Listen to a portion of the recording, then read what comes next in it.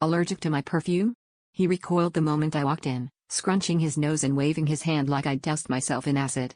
"You know I'm allergic to that perfume, right?" he said, eyes watery, voice thin.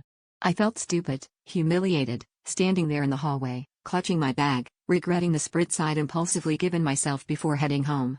I muttered an apology and promised to shower, but something about the way he flinched felt rehearsed, a little too dramatic. 2 weeks later, I started my new job, nervous but excited.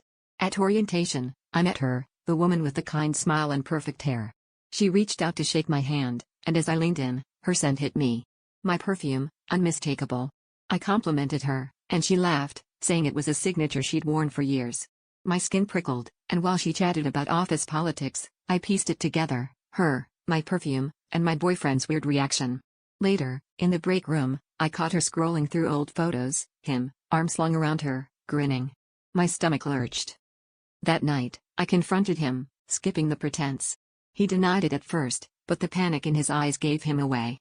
Turns out, he didn't have an allergy, he just couldn't stand being reminded of her.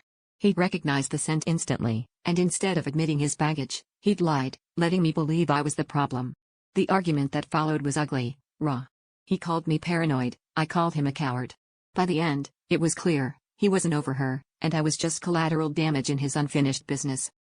But here's the twist: I wasn't angry at him. I was angry at myself, for ignoring the feeling in my gut, for shrinking myself to fit his comfort, for letting someone else's ghost dictate what I wore, how I loved, how I moved through the world.